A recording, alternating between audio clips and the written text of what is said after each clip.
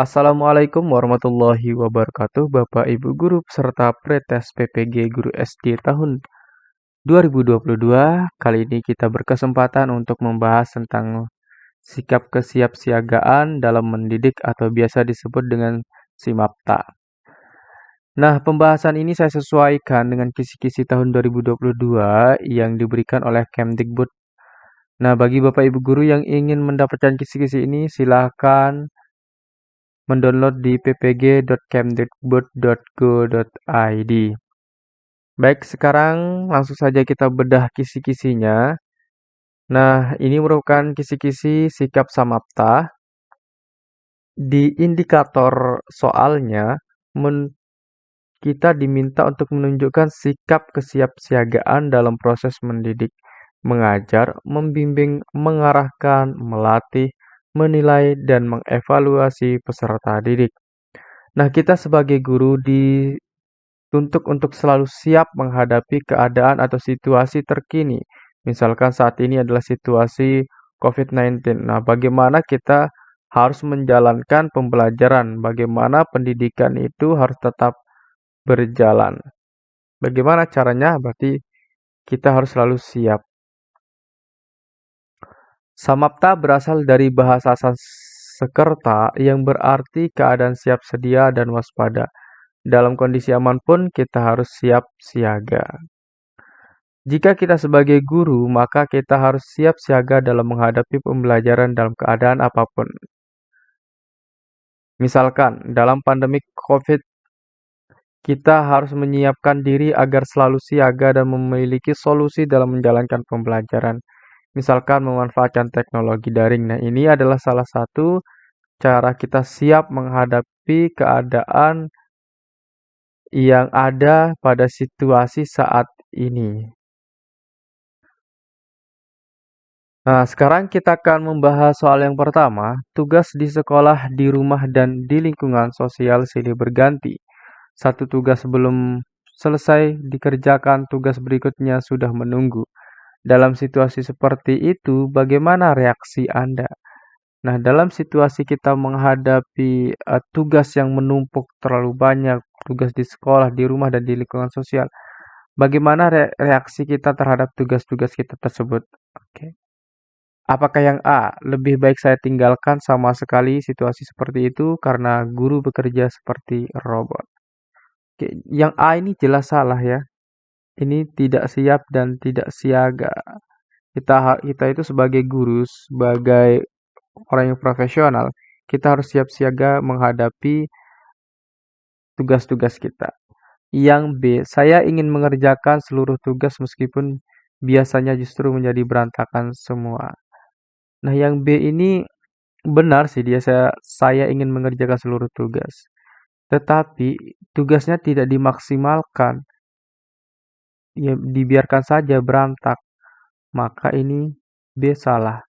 Kemudian yang C, saya bekerja satu persatu. Itu lebih baik daripada satu tugas tidak tantangan sama sekali, tidak ada tantangan sama sekali, atau meninggalkan tugas. Ini salah ya.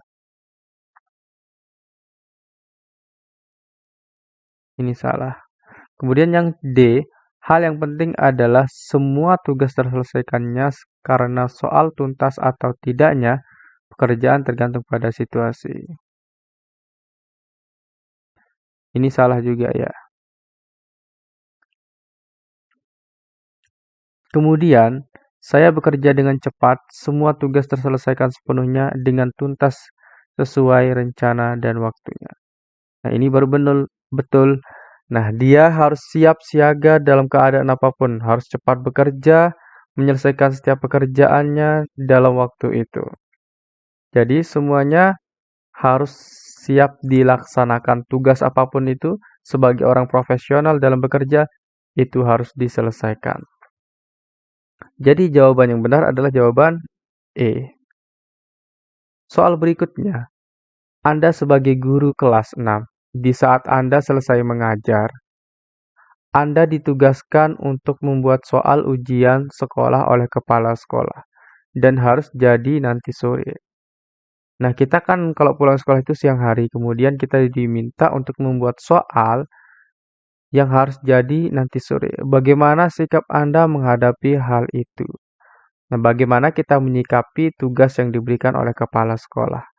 Apakah yang A, menyanggupi tugas yang diberikan dan bersantai terlebih dahulu? Sikap kita adalah tetap menyanggupi tugas tersebut ya. Lalu apakah A ini benar? Salah. Salahnya di mana? Yaitu bersantai terlebih dahulu. Ini salah. Ini dia tidak siap menghadapi dan tidak siaga. Nah, tadi kan dikatakan bahwa dalam keadaan aman pun kita harus tetap siap siaga. Maka yang A salah. Kemudian yang B, tidak menyanggupi tugas tersebut karena mendadak. Kalau yang B ini jelas salah. Ini dia tidak siap ya. Tidak siap sama sekali dalam menjalani tugas dia sebagai seorang profesional, sebagai seorang guru kelas 6 karena dia memiliki tanggung jawab adalah membuat soal ujian sekolah. Jadi yang B salah. Kalau yang C bagaimana?